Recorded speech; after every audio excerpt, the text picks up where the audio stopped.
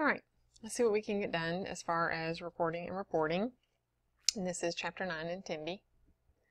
So nurses have the responsibility to provide accurate written and spoken information about clients. Nurses must be able to communicate clearly, accurately, and concisely when writing or speaking about a client and his or her care. You don't trust so much a nurse that's unable to really communicate effectively and get their point across in a medical yet understandable way to the patients. They tend to feel like if you are not able to communicate with them effectively or show a lack of confidence in that area, then they tend to not regard what you're saying as truth, whether it is perfectly good information or not. So this is one of those things, reporting, recording, communication, that we do talk about a lot, and I know it seems kind of like a minor detail, but it's a very important detail. Okay.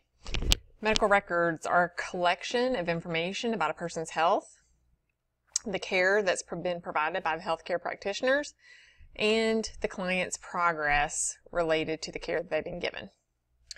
So, let me see here. Okay, be sure that you look at page 118, table 9.1 has common agency charting forms and some other common forms that I didn't, oh yeah, advanced directives, that was one of them that's in there, your doctor's notes or your H&P, your medical record, medication administration record, or your MAR as they call it, laboratory and diagnostic reports. Now these of course are for areas that do not have computer charting, and believe it or not, there are still quite a few areas that do still have paper charting, particularly in long-term care facilities, and even a lot of places that have gone to computerized charting still will have a paper chart with just a handful of items in it.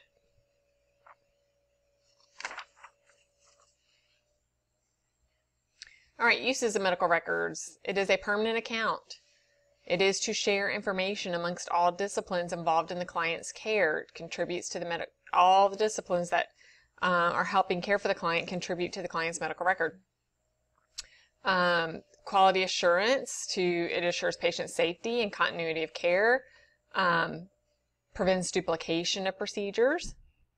Accreditation, this is required for accreditation if the facility is going up for accreditation. Reimbursement from insurance companies and Medicare, and that was one of the big pushes going towards computerized charting was reimbursement. Medicare was refusing to reimburse facilities if they weren't to computerized charting by certain years. Education and research, and legal evidence. So you need to be careful what you document and document correctly. JCO, or the Joint Commission on Accreditation of Healthcare, also looks at medical records as far as quality assurance goes. All right, so let's break these down a little bit further. All right, these are the uses of medical records. We're going to break them all down. So the fact that the medical record is a permanent account, it is written, chronological, that means it has to go in order, account of the client's hospitalization or injury and the care that was provided. It tells of all the care that's been provided from the onset of the problem or onset of admission through discharge or death of the client. All right, sharing information. So we use this to share information amongst all the disciplines. It informs others of the client's status and of the plan of care. And you'll see that written frequently, the POC, that what is this patient's plan of care, so that everybody's on board and can follow the same plan.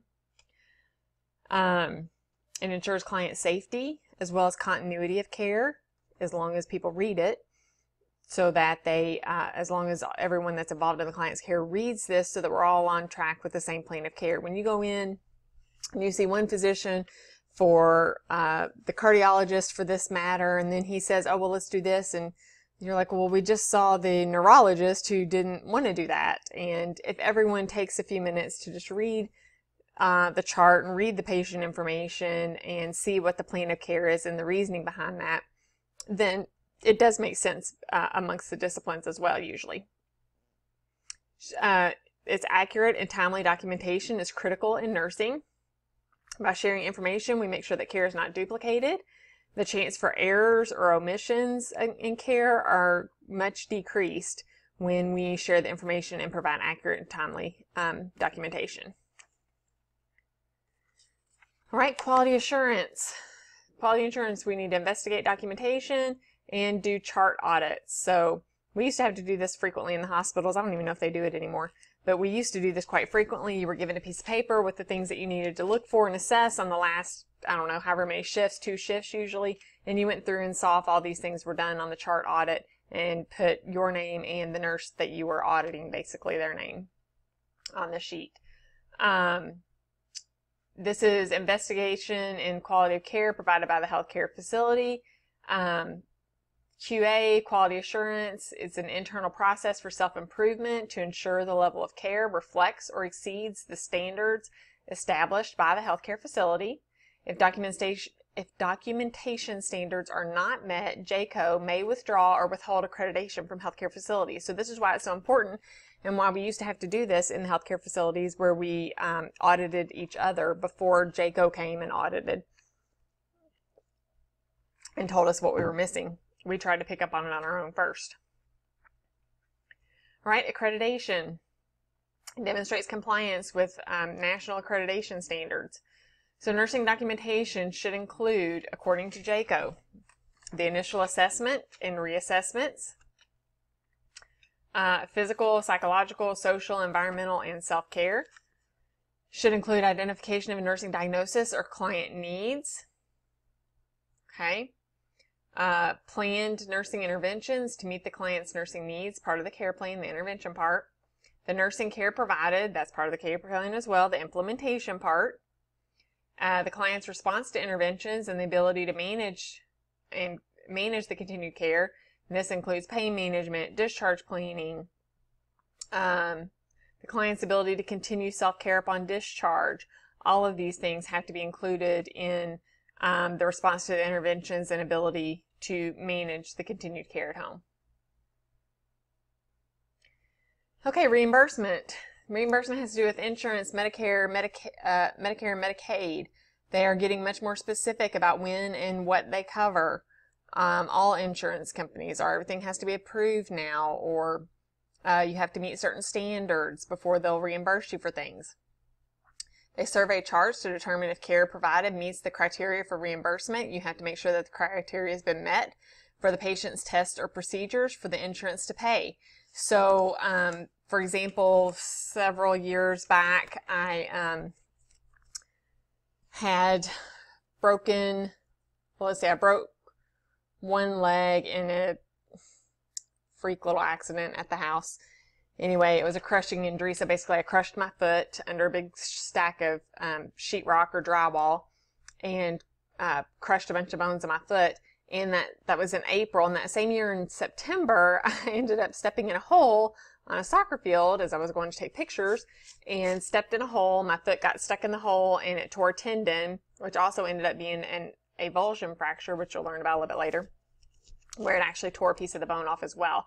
So anyway, I had both of those injuries within the same year. So I happened to just be going to my regular GYN appointment, gynecology appointment, and I had my foot was in a boot, and she's like, "What is going on?" And I said, "Oh, well, I just broke this foot, and now this is happening." And she was like, "That's really not that normal, and I have some other risk factors." And so she went ahead and ordered a bone density scan to be done. Well, I went over to do the bone density scan, and they were very leery. They really did not want to do the bone density scan because they were very concerned that I was going to have to pay for this out of pocket, because insurance, the criteria for insurance to cover it is so significant. So I didn't meet the age criteria. I did have a family history, but I was still so young. But I ended up having a few other things that they were like, "Well, you know, we'll go ahead and try this, but you know, I had to sign a paper that said that I may be responsible if insurance denied it." Turns out that I did already have some bone loss. I have some osteopenia. So of course, as soon as that came up, insurance paid for it right away. Once they see there's a problem, of course, they're going to pay for it. But that was a big concern, was, you know, if insurance was going to reimburse. We really just had no idea. Undocumented, incomplete, or inconsistent records mean no reimbursement. So that is why for you, you're the nurse, and if you don't document or if it's incomplete or inconsistent records, and you may think, oh, it's not that big a deal, the patient's fine, blah, blah, blah. But for management, upper management in the facilities, it's a huge ordeal because it tells them whether they're going to get paid or not. And they will come back, they will find you, and if that problem is not fixed immediately, the fact of your lack of documentation or incomplete, inconsistent documentation, you will likely be terminated because the facility cannot lose all the money. All right, education and research. Reviewing charts provides supplementation to enhance learning and future research. Formal permission must be obtained from the client if the records are used for any purpose other than treatment. So if I were to go in and I was doing a study to, I don't know, they do studies on pressure ulcers or pressure wounds and how they progress or something of that nature. I have to always have client permission to signed, documented permission to view the client's chart because I'm not directly involved in their care. I'm looking at it as a research purpose. And so they have to sign that. I cannot remember what it was, but there was some kind of research, something at one of the times when my father was in the hospital. And he did not want to sign because he thought they were going to do research on him. I said, Dad, all they're doing is researching your chart. They just want to have access to your chart to be able to do further research. And so I did finally talk him into agreeing to that. But you know, it's just like anything else. It's, to me, that's just like having nursing students work on you when you're in the hospital or residents. You know, it's just like you guys in school. And when I was in school, if no one gives you that experience, how are you going to learn?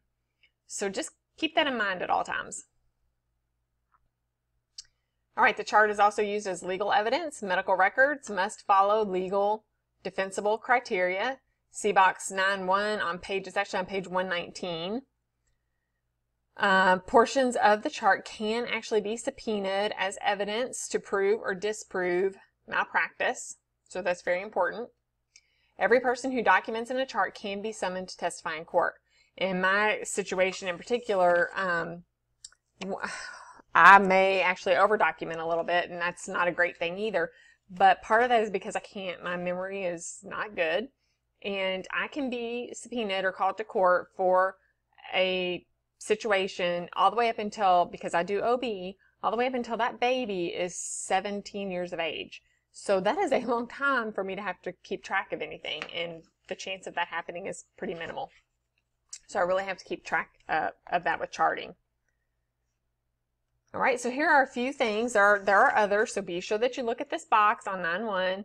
Criteria for legally defensible charting, the things that you need to make sure of. A lot of this is common sense, but you have to be very specific, okay? The client's name has to be on each page. We talked about that addressograph, the credit card thing that some of you had no idea what I was talking about. And now they have stickers, so you have to make sure that a sticker gets put on the page. Sometimes we write these notes and we do these documentation and we just put it in the patient's chart, and we may put the patient's name up there, but without the medical record number and the date of admission and all that stuff, it may or may not be admissible. All right, you have to date and time every entry that you put into a chart. You have to write legibly, and even I struggle with this quite frequently when I was having to do paper charting, and I have to tell you that I still prefer paper charting, honestly. But I struggled with that a lot, writing legibly, because I'm getting in a hurry and you're just like scribbling things down really quickly. And even to go back and look at someone else's writing, sometimes it's very nice writing, but it's so loopy or too slanted or whatever, and it's hard to read. So you have to do your very best as far as making it legible. It needs to reflect the plan of care. So what is the plan of care for the patient? That needs to be reflected in the note. It needs to describe the outcome of care. Never, ever, ever scribble or white out an entry in a chart. Ever. Okay? If you make a mistake, you draw one line through the error. You date an initial above it. Then you, if you want to write more, let's see, I'm looking in the book, so I'll make sure I tell you exactly because we have this. Then you document the correct information. Okay? But never ever it's very tempting to scribble through something that you've made a mistake on, but when you scribble through it, that is a huge red flag that says they screwed up. What did you write that you scribbled through? You don't ever, ever do that. Okay, even if it's totally embarrassing you wrote something. I mean, this happened all the time when we did paper charting. It still happens when we do computer charting. We chart on the wrong patient. Very frequently, I did it. Not like every shift or anything, but you know, it happens. You chart on the wrong patient. You have to draw a line through it. Error, date and initial. Sometimes I would write below it, wrong patient, and then go on and start with whatever I was going to say for this patient. Okay, but even in computer charting, nothing is gone. You go in and you delete it because you can, I did it, like I said, I've done it before in computer charting where I've charted on the wrong patient. And I'm like, oh no, I got to go in and fix that. So you go in, you fix it, but it never goes away. It leaves a little asterisk on there so that people, the lawyers, or whoever wants to go back through your chart, goes back through there and reads it and they can see what I had written before. And so I'd have to explain, you know, wrong patient or whatever. And then what I want to say will be the first thing that comes out on the chart, but that little asterisk will always be there telling them that there was something else on the chart. Just like in paper charting where you're going to have that line there with your date and initial that says there was something else there. That's very important. You all want to be sure that you record facts only. You can quote the client, but just be conscientious about what you say, what you quote. Okay? You definitely need to make sure that there are no spaces between the entries and the signature. There needs to be no blank spaces. Wow. What is the big deal about having blank spaces in charting? So hopefully you've taken a few seconds, you've read a little bit of the notes, or you're listening in a group and you're pausing and paying attention to what I'm saying here. As far as the biggest issue when you leave spaces between entries or between the end of your sentence and your signature, you allow someone else to come in and document for you. Okay, you allow someone else to put information into your charting.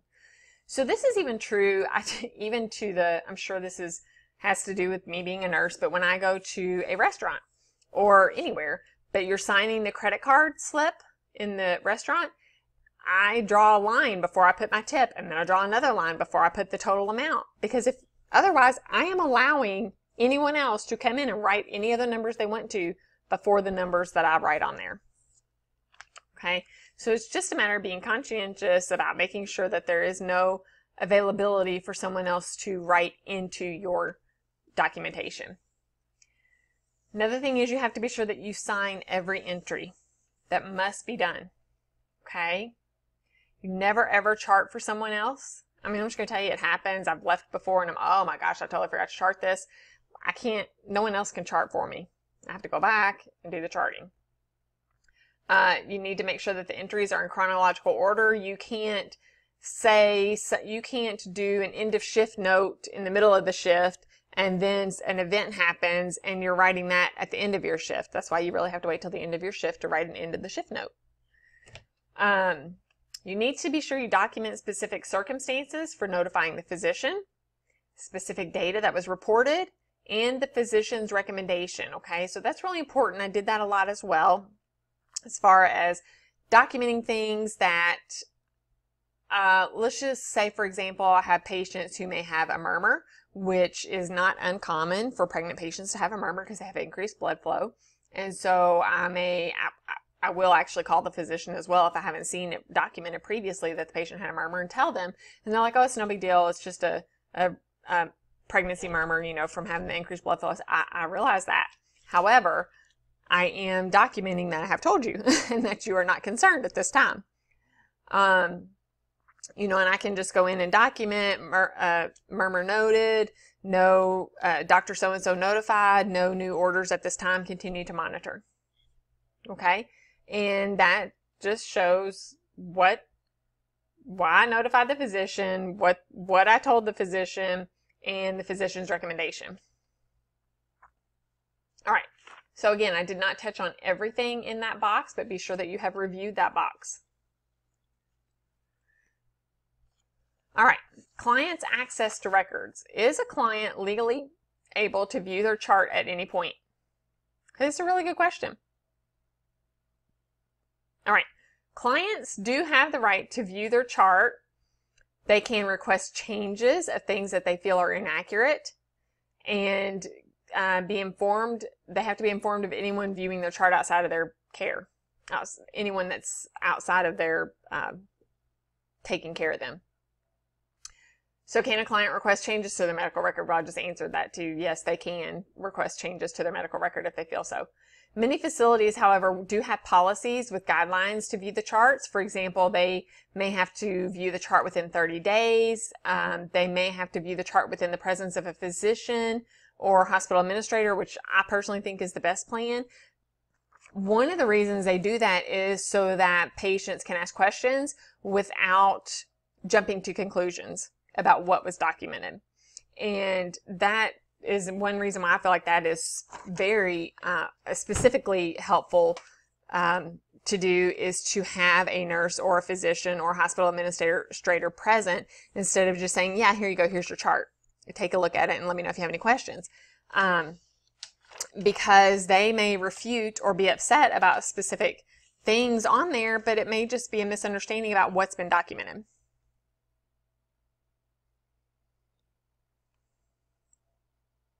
All right, there are two types of client records. One is the source-oriented record and one is a problem-oriented record. So we're going to talk about the source-oriented record first. So the source-oriented record is separate forms for physicians, nurses, dietitians, physical therapists, and other healthcare providers to document their own entries.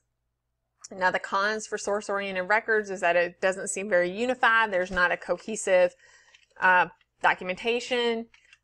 You get fragmented documentation with decreased continuity of care. This is all done in narrative charting as well. All right, then you have your problem-oriented record, which is organized according to the client's health problems. And it contains 4 major sections: your database, which is your initial health information; your problem list, which is a list of the client's problems; your plan of care, which is how we're going to solve the problems; and your progress notes, the client's response to the treatment.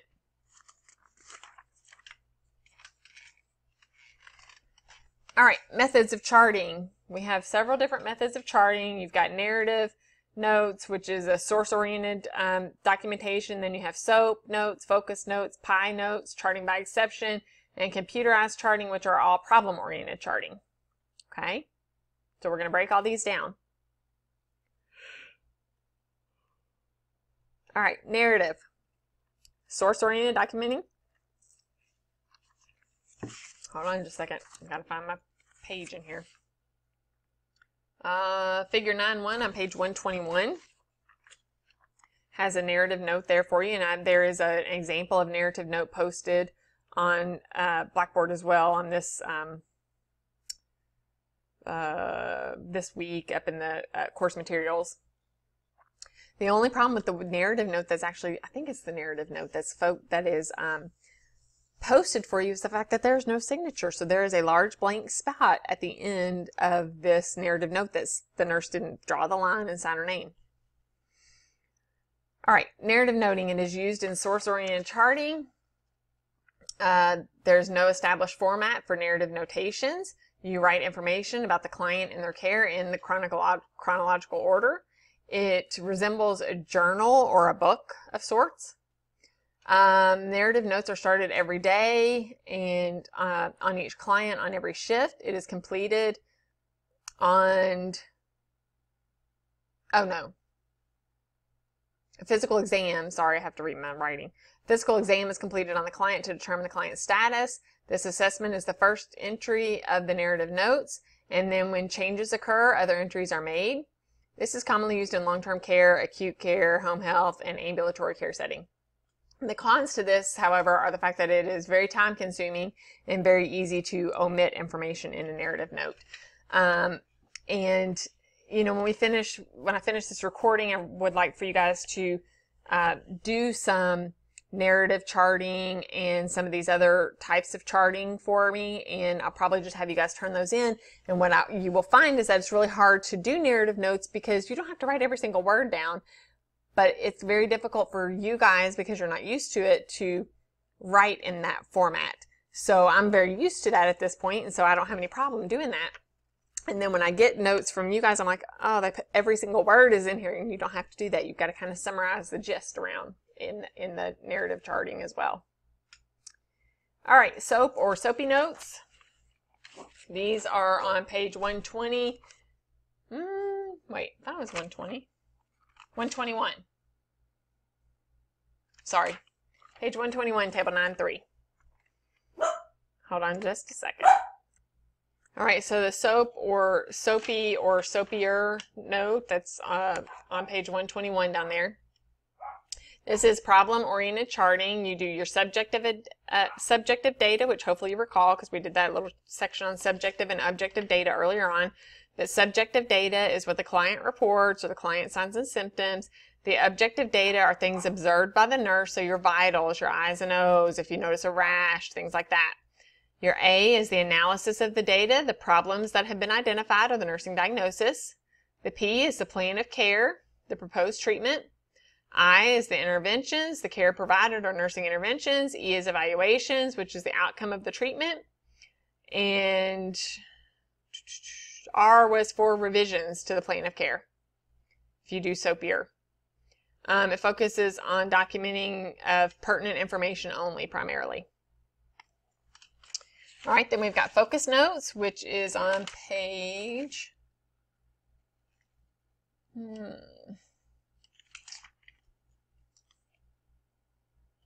Well,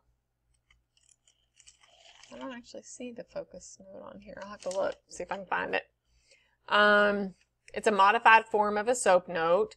It's a DAR, a data action response. It's on page 122. I forgot. So your focus note, focus charting consistent with JCAHO documentation standards. So this is what a lot of facilities are doing now. It's a modified form of a SOAP note. The focus is the client's change of behavior, significant events in the care, or the nursing diagnosis. And it's the DAR, D-A-R, charting, and this is your data action response. It reflects the steps of the nursing process. So what's the data, what's the action, what's the data, what is the nurse's action, and what is the patient's response to the action. All right, then you've got your pie charting, which is on page 122 as well. It records the client's progress. All right, pie charting prompts the nurse to address specific assessment content in a charted nursing progress note. So P is the problem, I is intervention, E is evaluation. They use numbers to correspond with the progress notes. So they correspond interventions to the problems, and this is used a lot in acute care. Honestly, I've never used pie charting, and it seems very confusing to me. But I can understand how that may be very helpful for patients who have multiple problems so that we can focus them, keep them kind of together there.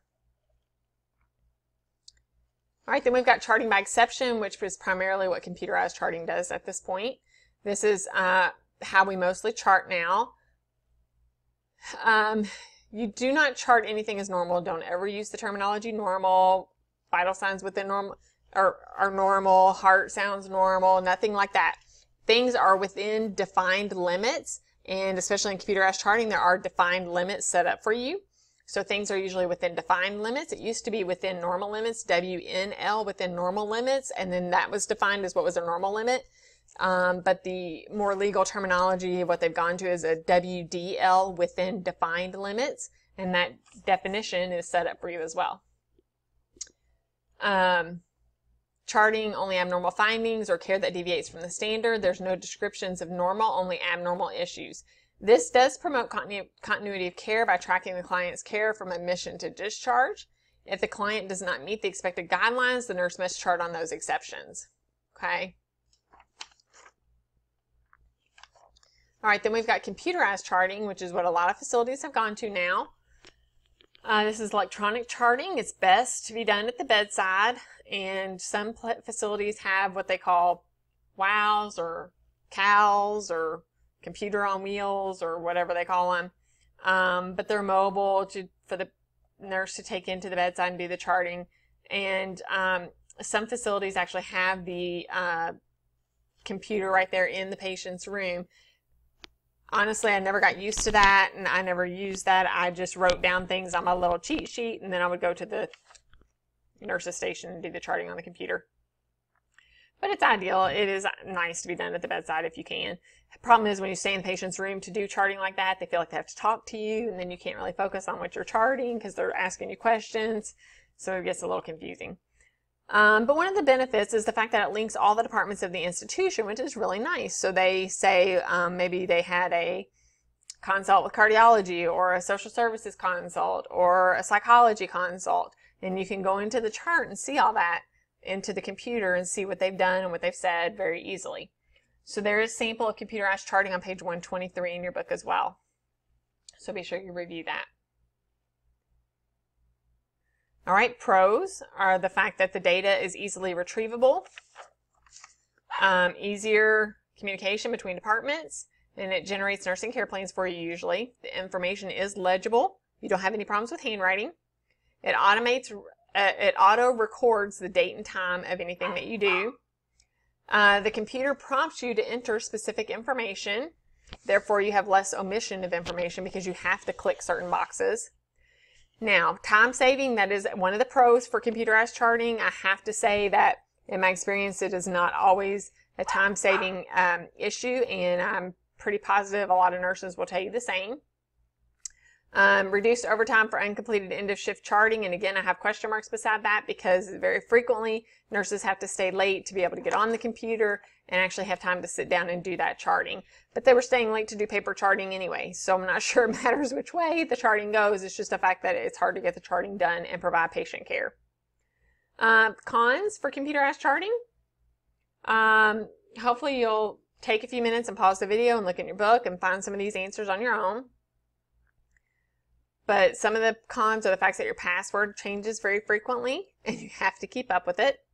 If there's a power failure, a computer system shut down, any issues like that, you have to revert back to paper charting.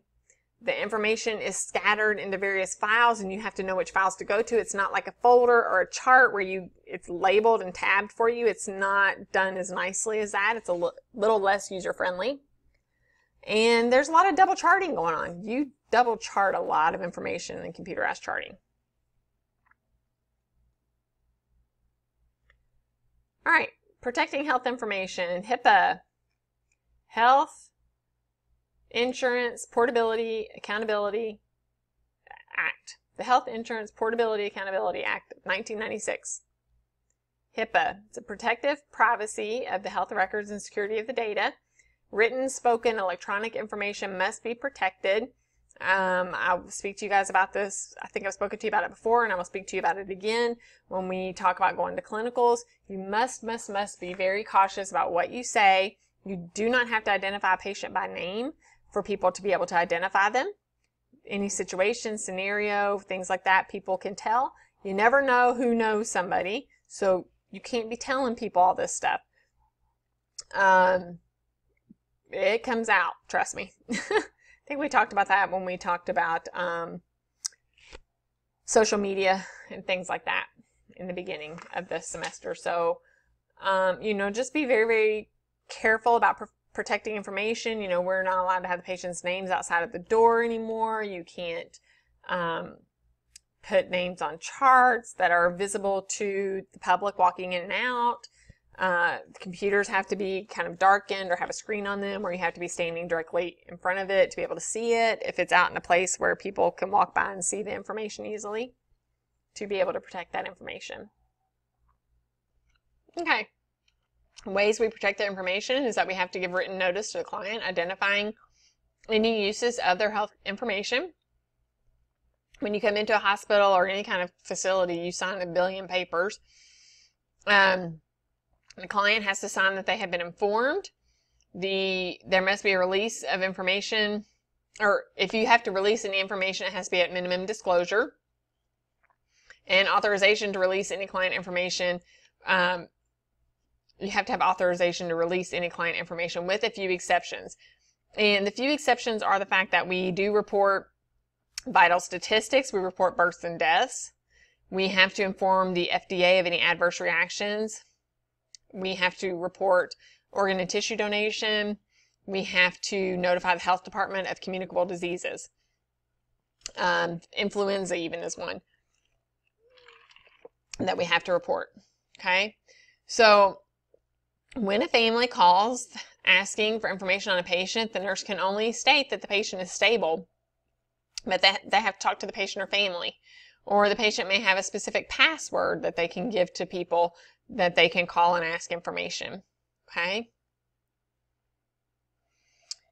Workplace applications, names of clients on charts not visible to the public. I've already mentioned that. Clipboards must obscure the client name. The client name cannot be visible. There can be no information linking the client in a diagnosis, procedure, or treatment. The public must not be able to see the computer screens. Conversations must be held in private rooms. And documentation of all who have access to client records. It has to be some kind of documentation of all persons who have access to clients' records. And that's one of the good things about being on the computer system. Like I mentioned when we did do, when we talked about social media, and the fact that if you log in to any person's record, it shows that you're the one logging in. So you don't have to document anything, you don't have to sign anything. It is stamped on that chart now that you have logged into that person's record. Okay?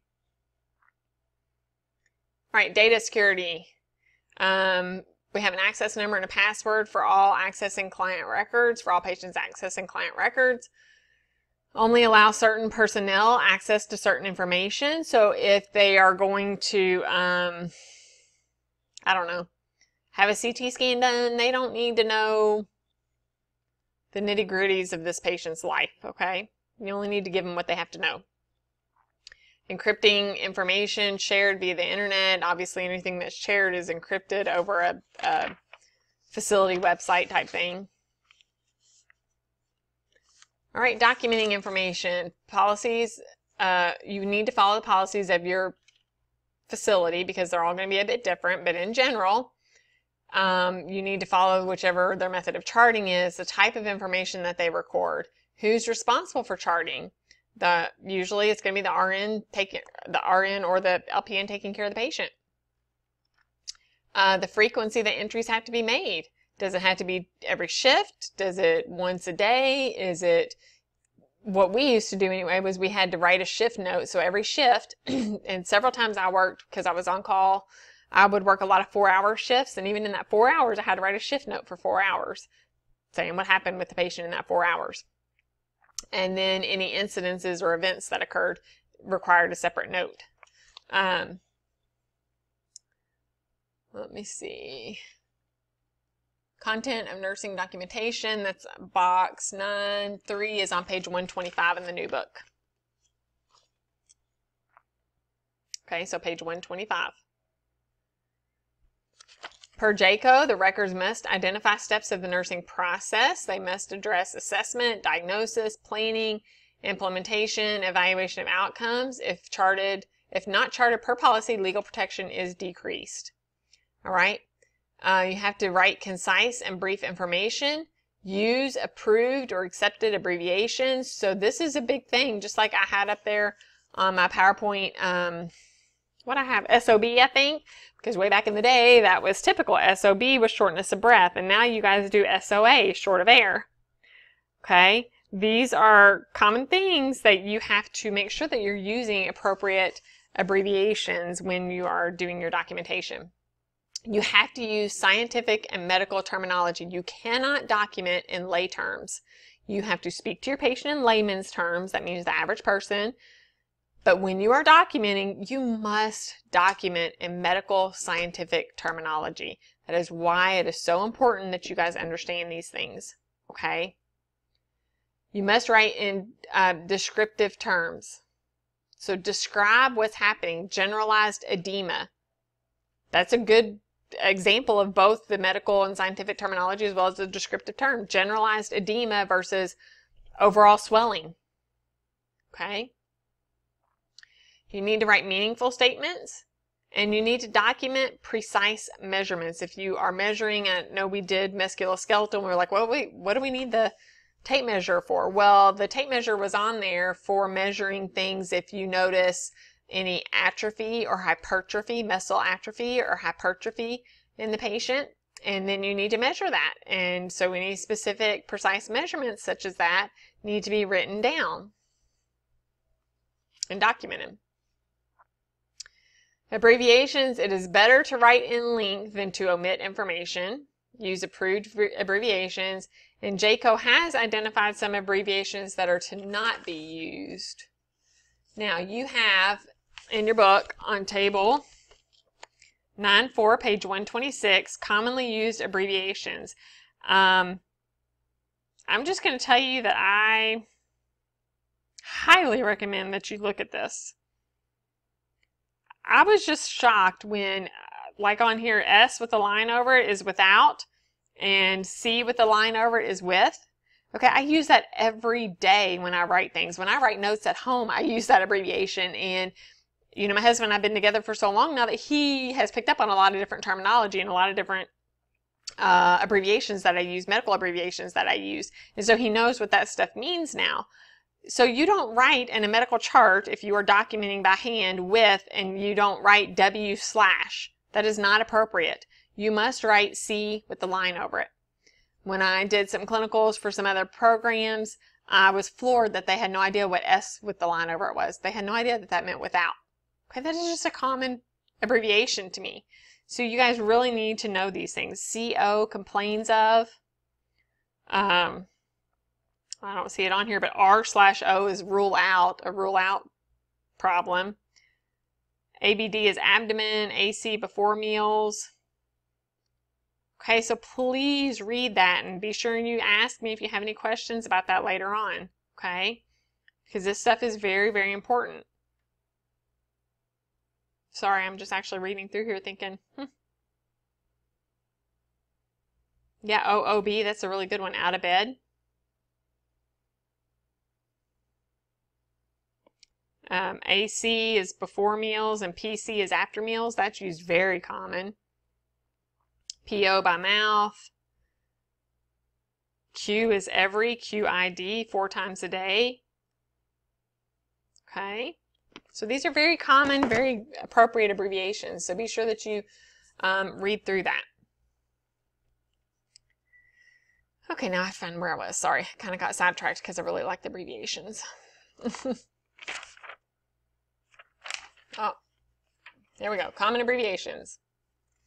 Page 123 this says, but it's actually page 126 in your new book. So, ABD, AMA.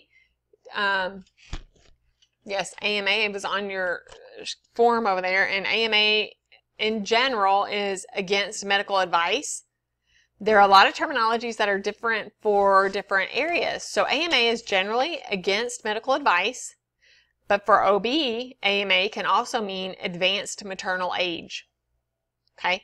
Also things like FOB, for the general medical fields, FOB is foot of bed. HOB is head of bed. For OB, FOB can also mean father of the baby, father or baby. Okay, so you have to be really careful. BID, 2 times a day. IM, intramuscular. IV, intravenous. MPO is nothing by mouth. It's a very common one. PC, after meals. AC, before meals. We talked about. Q is every. QID is 4 times a day. And within normal limits, WNL or WDL, I think I told you they use more frequently now, within defined limits. Okay, you also have things like BPM. BPM is beats per minute. Stat, that means immediately. A UA, C, and S. That's 2 different things. That's a urinalysis, a UA urinalysis, with a C and S, which is culture and sensitivity. And you'll see that ordered very frequently. NKA or NKDA. NKA is no known allergies. NKDA is no known drug allergies. Okay, so be sure, I think every facility has a list of approved abbreviations or a list of abbreviations that they don't want you using. So be sure that you look that up. There's no need for you to write all this stuff out. And it's really kind of, I don't want to say unprofessional, but it really shows where you are in your nursing career if you choose to write these things out. It means you don't know what these abbreviations are. Okay, so be sure that you look that up. There will be abbreviations on the test, by the way, just so you know. All right, documentation time. Traditional time, we do AM and PM. For documentation, you really is always best to use military time, a 24-hour clock. It avoids confusion, it is never duplicated, and midnight begins at 000. Okay, so practice military time. I guess I'm just going to go ahead and tell you guys the answers to these things, but please pause this right now and write these answers down. I'll give you a few seconds. Well, you pause it. I'm going to keep going. Pause it. Write these answers down in military time, and I'm going to tell you what the answers are. Okay, so 6:30 p.m. is 1830. 8:45 a.m. is 0845. Excuse me, you do not put any dots in there. When you are writing military time, you just make sure that there are 4 numbers, no dots, no AM or PM. So 6:30 is 1830, 8:45 AM is 0845, 9:05 PM is 2105, 2105, 1:13 PM is 1313, 1313, no dots. 4:15 a.m. is 0415, and 12:01 a.m. is 0001. Okay, you guys have to know that. I had a digital watch for years when I was in the hospital, and if I go back to hospital work tomorrow, I'll go back out and buy another digital watch that does military time. And I kept my watch in military time so that I would get used to it when I was at home. Drove my kids crazy if they tried to look at my watch, but it was very convenient for me so that I was used to it. And then when I was at the hospital, I didn't have to sit there and think about what time it was. I just look at my watch and I can see what time it is in military time. So I highly recommend getting that. You have to know military time. I mean, that is a must for nursing. Okay? Be sure you practice that. All right, communication is another thing that seems very basic, but is something that we all have to work on. And you guys will be working on communication quite a bit when you go into the clinical setting, because you think you're all good and you know how to do this and you're good to talk to patients, and then you get in there and you're like kind of frozen. Okay? So communication is something you're going to work on when you go into the clinical setting. All right, written communication. Written forms of communication include the nursing care plans, a nursing cardex, checklists, and flow sheets, and you have these things in your book. Sorry, let me move my computer here. Nursing care plan on page 127, and on page 128 you have a generalized nursing cardex. We used to have where we kept these books out on the unit in like a 3-ring binder, and every patient was in there, was divided out by a room number, and every patient had a yellow nursing cardex that you wrote everything down on. Yeah, I don't have that anymore. It's all on the computer now. It was interesting though. All right, nursing care plans, written list of the client's problems, goals, and nursing orders that promotes prevention, reduction, and resolution of health problems. JCAHO requires evidence that the plan of care is discussed in the nursing care plan. And the nursing care plan is a permanent part of the record, which is a legal document. So it is very important. You'll be doing 1 nursing care plan in your clinicals, and 2 next semester, and more on 3rd semester. And I think we just went over nursing care plans. You just did that for the last exam. So be sure you keep reviewing that information, okay? It's very important. The nursing cardex is a quick guide for the nurses to look at. The cardex is done in pencil because information changes frequently and sometimes even multiple times a shift, and so you just go in and you erase when things change. That's what you did with the nursing cardex. Has current information about the client and their care. Is centrally located in a folder. Has the client's name and room number, the physician, the medical diagnosis, a reference for the change of shift, the guide for making nursing assignment. It can be used as a guide for making nursing assignments depending on what the plan of care is, the outcome, how the patient's doing. It has current medical orders, and it will specify if there is a DNR status on the patient. The nursing cardex, however, is one thing that the nurses rely on a lot, but it is not a part of the permanent record. Okay, that's a huge differentiation with the nursing cardex. It is not a part of a permanent record. Okay, it is for nursing only, really. All right, checklists. This is documentation where the nurse checks off performance of routine care. It's helpful when care is similar each day and the client's condition doesn't differ much each day. Just to have a little checklist that says, yes, we've done all these things. And we used to have this when we did charting, certain charting on patients on the back of their paper sheet. You did it every shift, and you just check marked these routine care that you were doing. Flow sheets are sections for recording frequently repeated assessment data, and it helps to evaluate trends. All right, interpersonal communication. This is change of shift report, client care assignments, team conferences, client rounds, and telephone communication. These are huge. Change of shift report is a summary of each client's condition. Let me find the box. Change of shift report, box 9-4 on page 129. Be sure that you review that. That is vital. Okay. We are now trending towards bedside shift reporting so that patients can be involved in their own care. They hear things, they can elaborate, communicate, discuss, ask questions. Nurses can see what fluids are hanging. If the nurse tells them that this 200 milliliters of LR are still hanging, and they go in and do shift report, and there's only 10, there's less than 100 milliliters of LR hanging, that's a problem because the oncoming nurse needs to know. We used to do that. You can do this one-on-one. So this is how I did this in the hospitals. Well, I've done it a bunch of different ways, but most recently we did one-on-one where you you got your patient assignment, and then you got report from each nurse, because the same nurses, how do I say this? Let's say there were 3 nurses working the day shift, because I would come in on nights. So say there's 3 nurses working day shift, and 3 nurses, even if 3 nurses were coming on for night shift, the patients that the 3 nurses have for day shift are not going to be like this nurse's patients are not all going to go to this nurse, because the patient acuity has changed and things have fluctuated throughout the shift.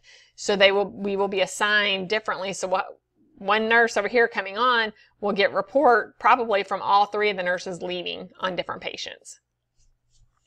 Okay, so hopefully that made sense. So you can do that one-on-one, or you can do a taped report. We used to do taped reports. So if I was the one leaving, I would go into a room, push the tape recorder down, and record report on all of the patients that I had. And then the next nurse would come in and record the report on all her patients. Now, the downside to doing that was the fact that you couldn't ask questions readily right there because you didn't have that one-on-one. And you had to listen to everybody's report, because you are probably getting report from all 3 nurses that are leaving. So you have to listen to all of those reports to get your patients. The good thing about that is that you knew about what was going on with all the patients on the floor. So if something happens, a patient calls out, you kind of know what's going on with the patient because you listened to report.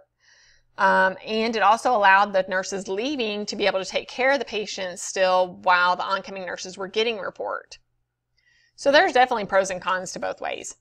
All pertinent information should be relayed to the oncoming shift. I cannot stress enough that do not trust your memory. Write things down.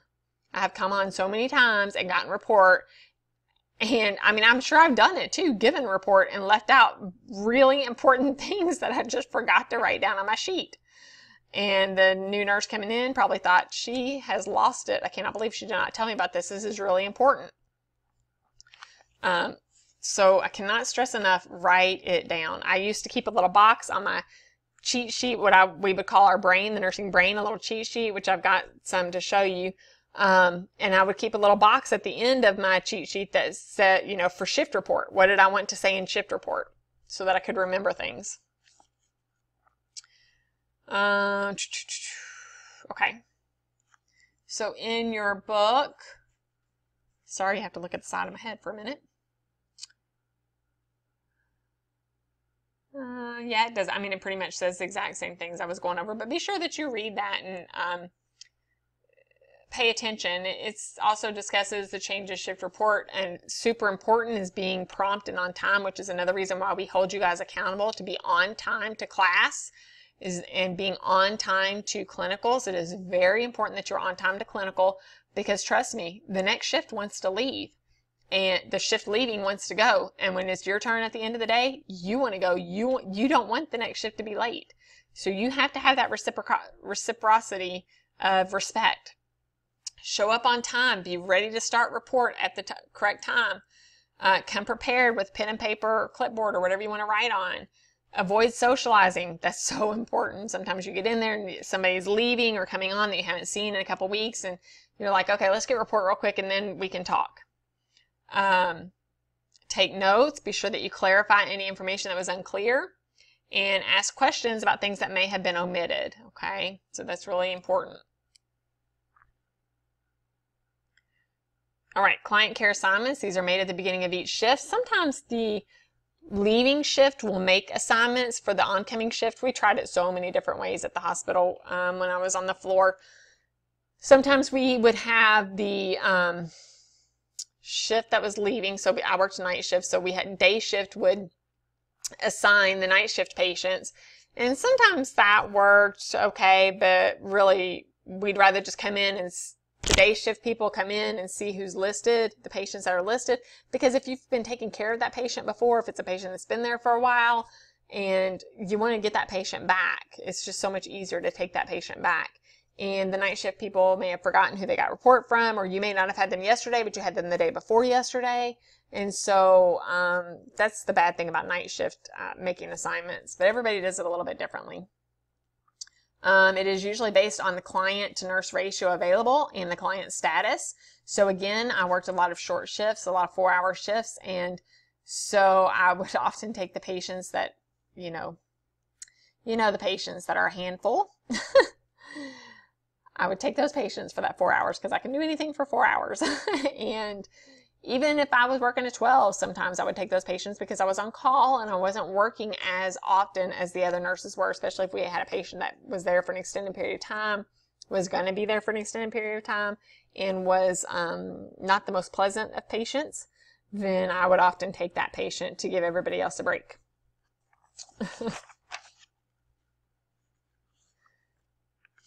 All right, let me see. Team conferences. This is where you do client care problems, personnel conflicts, new treatments, changes in policy or procedures. You discuss these at team conferences. Nursing staff, doctors, social workers, the client, and any other staff involved in the client's care will often be involved in a team conference. These are really good, especially for people who may be in well, I think like Cardinal Hill is what I'm thinking of in particular. They're like a rehab facility and they may be going home from that facility. Everybody really needs to be involved in the planning of the discharge for that patient. So this nursing staff, the physicians, the social worker, the client's family members, any other staff involved in the client's care, they all need to be involved in those team conferences. All right, client rounds. This is when you go around, you visit the clients to introduce the new shift nurse and give details of the day with the client's input. So this is what most facilities are going to, again, with the making rounds in the room. If you don't make rounds in the room, you still want to, sometimes we would just give report out in our little area because that's what was so much more convenient because you're getting a report from so many different people.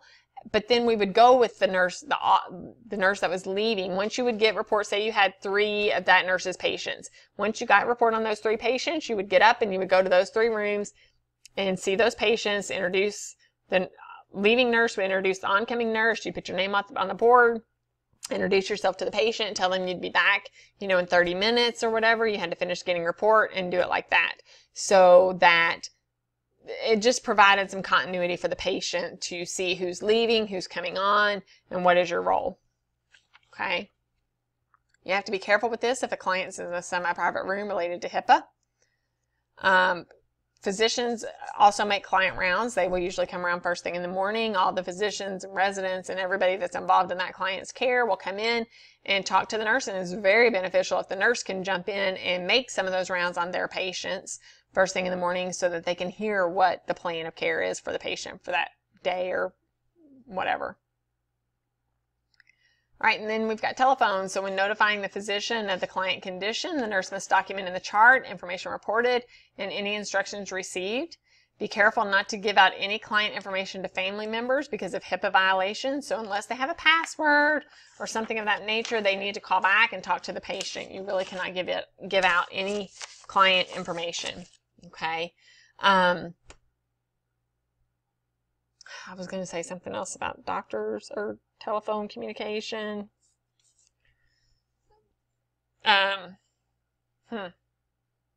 If you're taking physician's orders, oh, I know what I was going to tell you.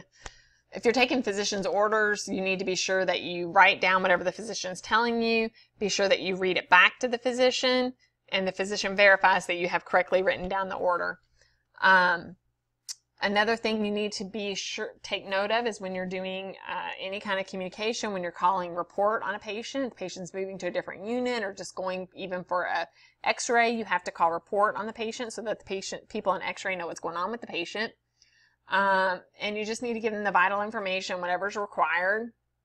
And the best way to do that is in the SBAR format. And I was trying to see if that's even... I'll have to look through here and see if that's listed in here, but I'm sure it is somewhere in here. But I'll look through here and we'll come up with that. But I've got some information that I'm actually going to post by the time you guys have watched this video. This will be posted as well. Information on charting and documenting. And this is one of the things, you know, this would take a lot longer in class because I could get some feedback and do some face-to-face with you guys, and I hate that we were unable to do that today. So I will have instructions with the paperwork that I post for you to work on documentation, and Ms. Smith and Ms. Douglas and myself will review that and see where you are with that information. Be sure that you reach out to me if you have any questions or concerns.